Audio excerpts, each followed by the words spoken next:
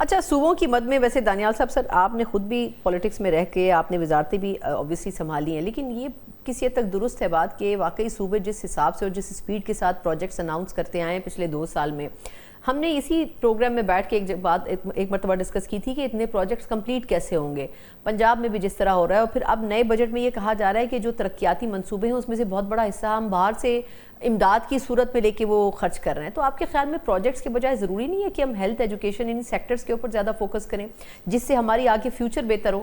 جی بالکل، اصل کام یہی ہے. اور اگر آپ نے دیکھا ہو کہ مختلف جو منصوبہ جات ہے پاکستان کے لیے، اس میں سے ایک ورلڈ بینک کا بھی ہے اور وہ 10 سالہ پروگرام، اس میں جو مین فوکس ہے وہ ہیلتھ اور ایجوکیشن پہ ہی ہے.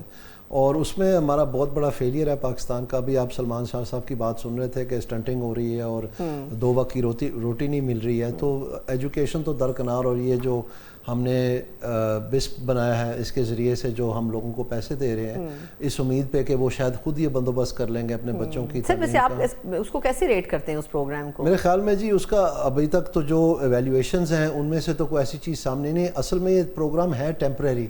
یہ پاکستان کی جو سلمان شاہ صاحب جن مدوں کی بات کر رہے تھے، وہ جو ایڈجسٹمنٹ ہونی تھی اس میں ڈاؤن سائڈ ہوتی ہے غریب کے لیے کہ جب آپ مارکیٹ کی طرف لوٹتے ہیں تو پھر پرائسز کی چینجز ہوتی ہیں تو ان کی تیاری نہیں ہوتی. تو اس کو پروٹیکٹ کرنے کے لیے در حقیقت یہ بنا تھا، لیکن وہ ریفارمز ہم نے کی نہیں تو یہ خراتی پروگرام بن گیا. بالکل. تو اس کا تسلسل بھی بڑھتا گیا، رقم بھی بڑھتی گئی. بس لوگوں کو رقم بانٹتے ہیں آپ گورنمنٹ کی طرف سے. تو اس میں جلدی سے پاکستان کو ریفارمز کرنی ہے. ابھی کوئی اس میں گنجائش رہی نہیں ہے.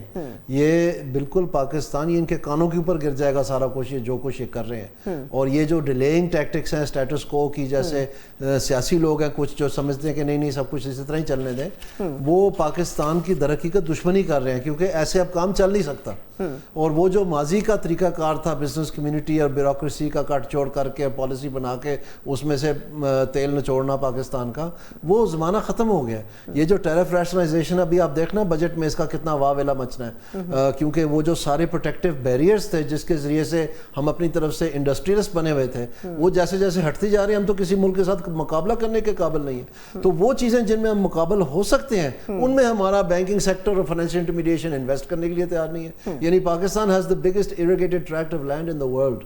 ہمارے پاس ایک ہنر کے بغیر لیبر فورس ہے یوتھ کی. تو یہ دونوں چیزیں اگر آپ یوٹیلائز کریں تو بالکل ہو سکتے ہیں. نو برینر ہے کہ کس طرح جانا ہے. ایک لاسٹ کامنٹ سر، کیونکہ یہ پولیٹیکل ہے، وہ یہ کہ آپ کے خیال میں اپوزیشن بھی، آپ نے بھی اپوزیشن کو فیس کیا ہے ماضی میں، لیکن اس وقت کی اپوزیشن بجائے پروڈکٹیو ان پٹ دینے کے وہ یہ سمجھتی ہے کہ ہم پروٹیسٹ کر کے زیادہ اس چیز کو رجسٹر کر سکتے ہیں جو بجٹ میں ہو. اب جس طرح CM KP فرما رہے ہیں کہ وہ پارلیمنٹ کے باہر احتجاج دیں گے اور دھرنا دیں گے اس پہ جب بجٹ پیش ہوگا، تو آپ کے خیال میں ریفارمز کے نام کے اوپر خود KP کہاں پر سٹینڈ کر رہی ہے اور یہ سب کرنے سے کیا فائدہ ہوگا اپوزیشن کو؟ در حقیقت جی PTI جو ہے وہ 9 کے بعد اس ذہنیت میں سے نکلی ہی نہیں.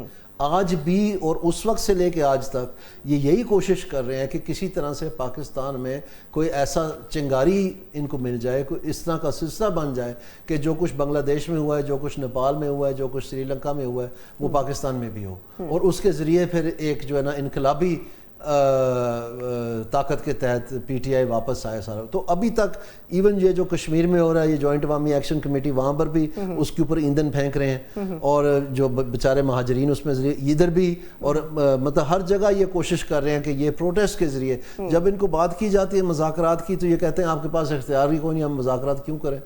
تو خود یہ چلے جاتے ہیں پشاور کے جی ہمیں حقیقی وہ آزادی چاہیے. تو حقیقی آزادی کے لیے انہوں نے عاصم منیر کو درخواست دے دی پشاور میں، جو ان کے اس وقت گنڈا پور صاحب تھے اور یہ جو گور صاحب تھے.